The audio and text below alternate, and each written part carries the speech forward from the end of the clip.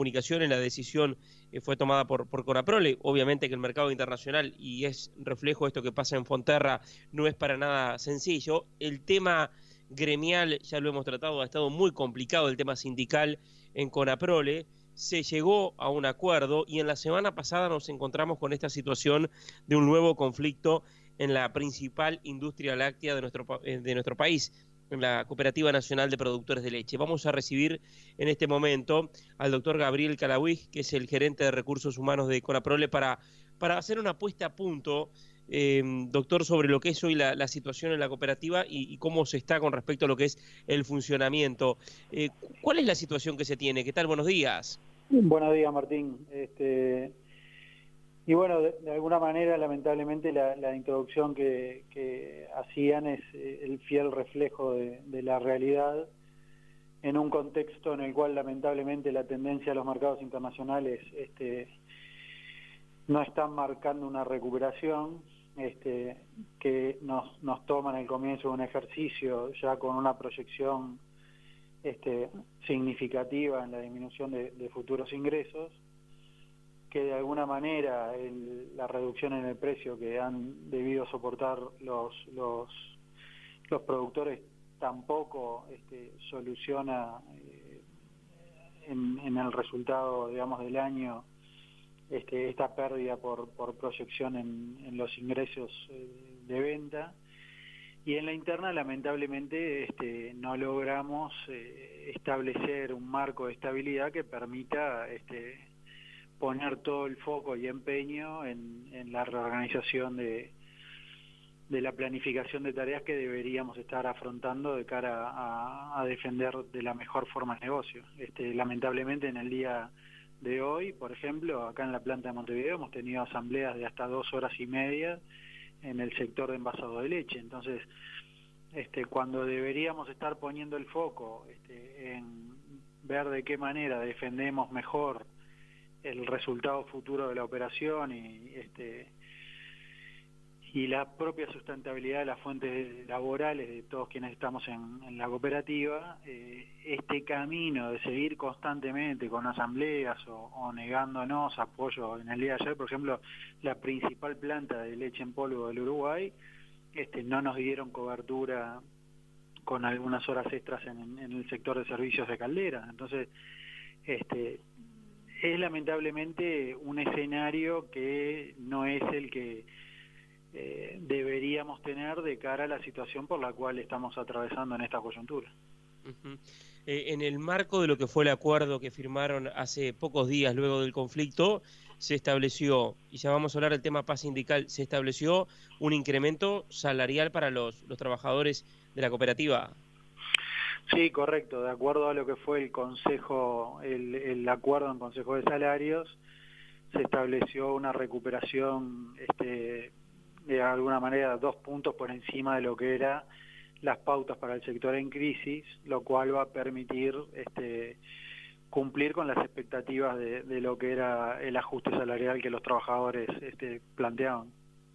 ¿Cuánto representa porcentualmente esto con respecto a lo que fue el año pasado, por ejemplo? Discúlpeme, no le entendí. ¿De qué porcentaje de aumento estamos hablando, Calahuig?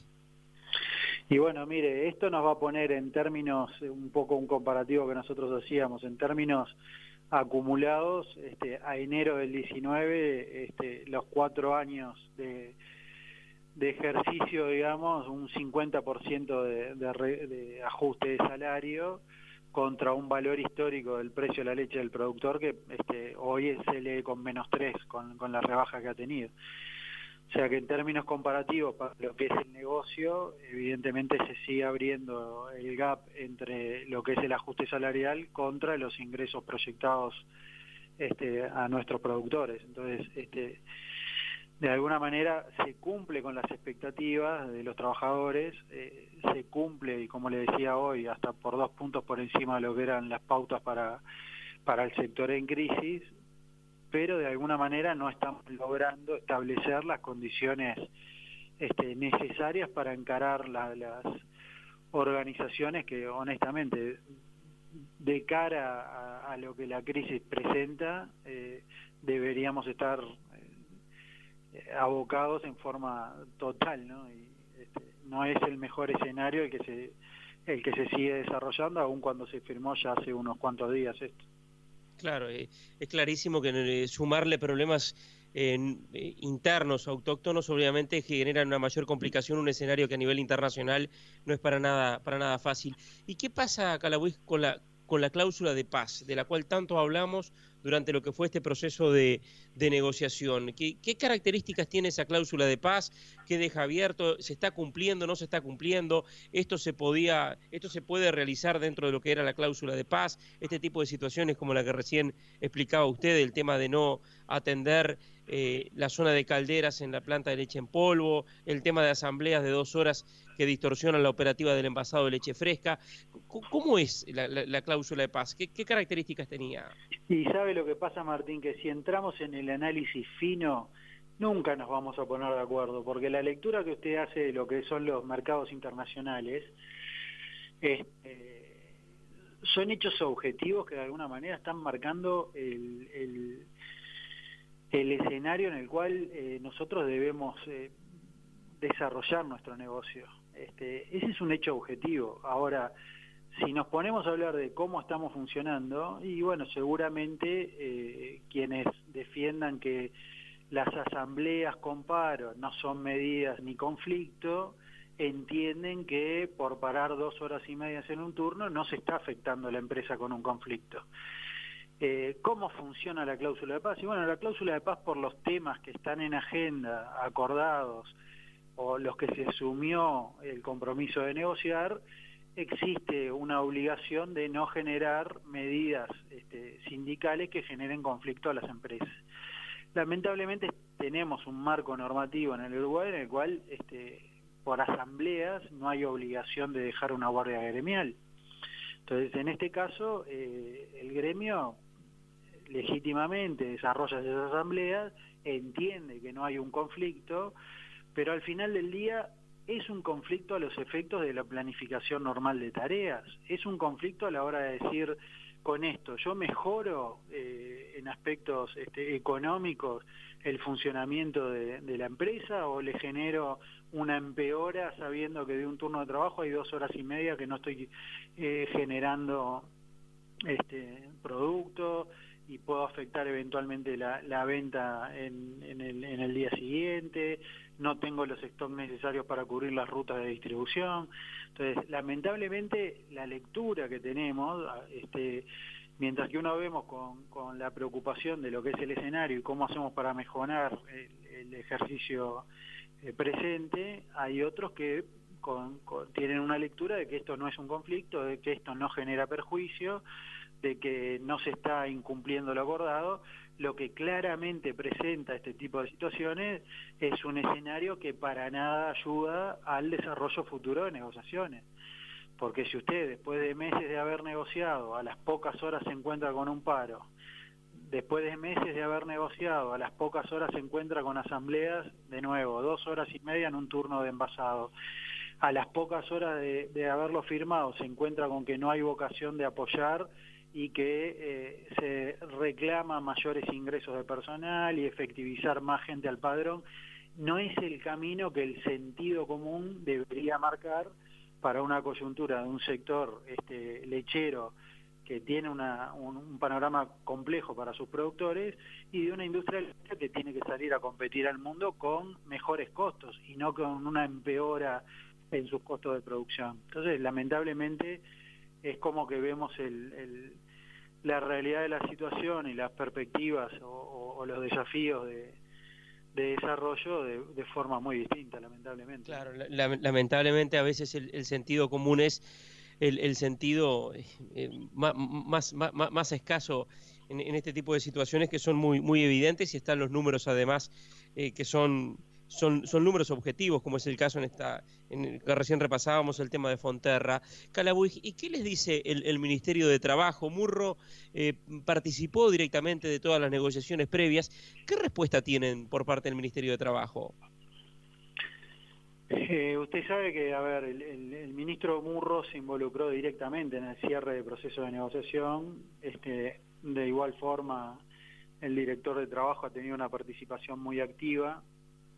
De hecho, nosotros el día que se cerraba y que el ministro auguraba el comienzo de una nueva etapa de relaciones laborales, agradecimos los buenos oficios del Ministerio en el proceso de cierre de ese acuerdo, y de alguna manera yo creo que todos estamos un poco sorprendidos con el día después, ¿no? Porque de nada sirve todo ese proceso de acuerdo si al final del día no logramos un marco de estar trabajando con foco en la mejora de la situación en la operación de la cooperativa. Entonces, yo creo que hasta el propio ministerio de alguna manera sigue, obviamente, de cerca el avance de todo este proceso, pero se ha visto sorprendido también, como lo ha estado la propia empresa, con una actitud que esperábamos fuera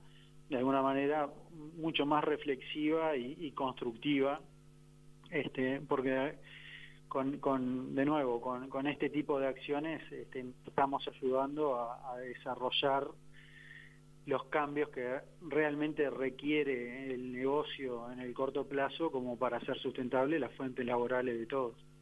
Claro. Cuesta preguntar esto, Calabuig, y también duele por lo que significa Conaprole, por las características que tiene. Estamos hablando de una cooperativa, estamos hablando quizás de la principal industria láctea de nuestro país y de una de las más importantes. En este contexto, tal cual hoy está planteada la situación, ¿corre riesgo el futuro de la empresa?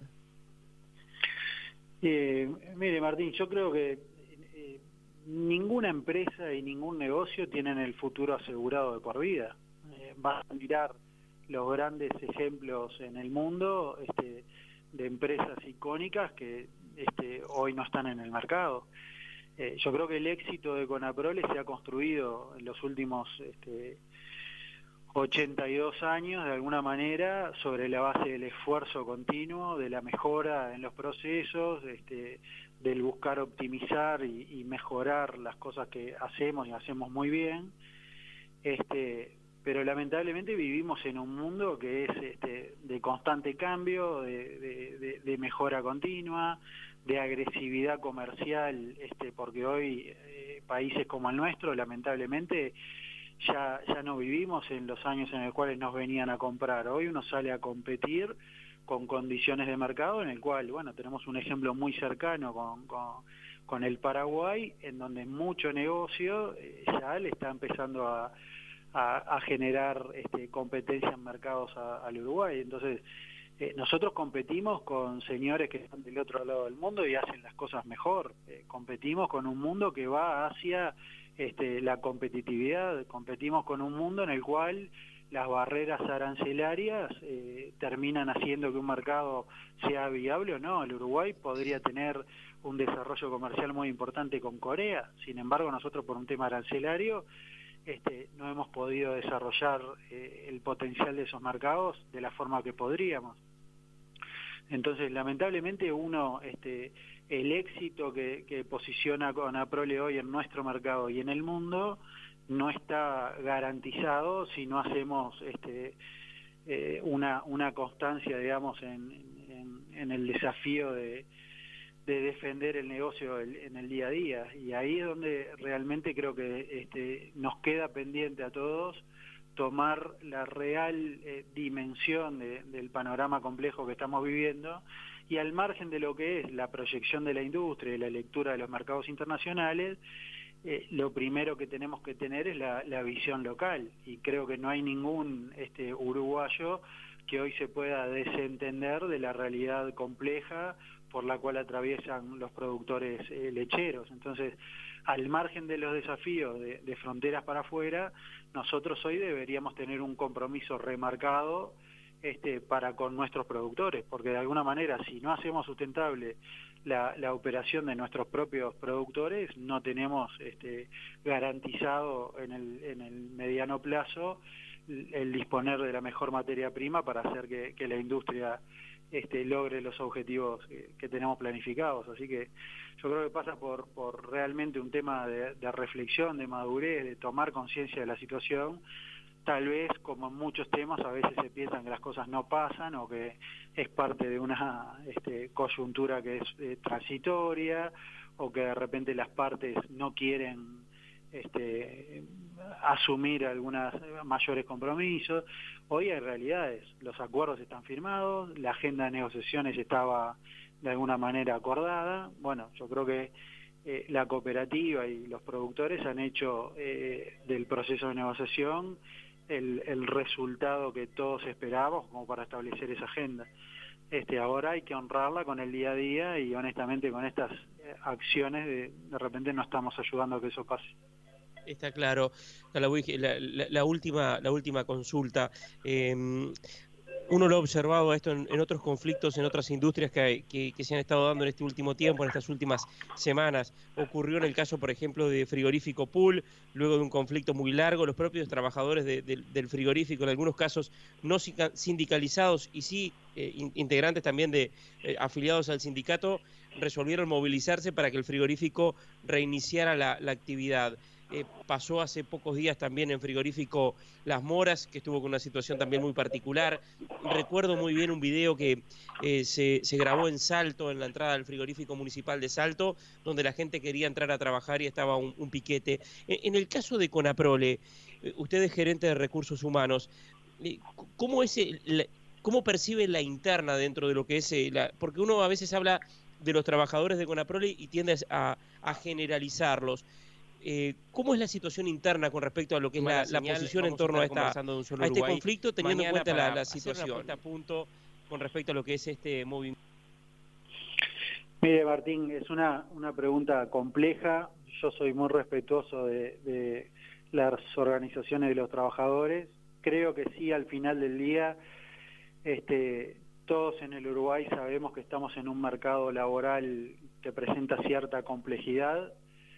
Creo que al final del día, más allá de euforias y de reivindicaciones, lo primero que se debe valorar y que está empezando a pasar es el trabajo y la fuente laboral estable. Honestamente creo que en Conaprole, lo hemos repetido incansablemente, la inmensa mayoría de nuestros funcionarios son los que han permitido el éxito de la marca Conaprole en el mundo. Entendemos que hay una inmensa mayoría que tiene un compromiso elevado y una preocupación por la situación, y bueno, deberíamos estar el 100% y no la inmensa mayoría alineados en aras del objetivo común. A veces tal vez alguna posición minoritaria pero radicalizada termina generando una coyuntura que no es favorable. Yo creo que eso es lo que está viviendo también el país en su conjunto hoy, ¿no? El trabajador que atraviesa por un conflicto en el corto, mediano plazo, sabe que le afecta tanto en lo personal como en lo colectivo, y de alguna manera la principal preocupación es contar con su fuente laboral, algo que nosotros hemos repetido en presencia de autoridades del Ministerio. Reconocemos una década ganada en materia de crecimiento salarial y de mejores condiciones laborales. Por supuesto que es de recibo la negociación colectiva como mecanismo de negociación, por supuesto que es de recibo las condiciones de responsabilidad del empleador en caso de accidentes laborales. O sea, hay un sinnúmero de avances en materia laboral que hacen mejor la relación de trabajo en el Uruguay. Ahora, nada de eso vale si el trabajo no se hace sustentable.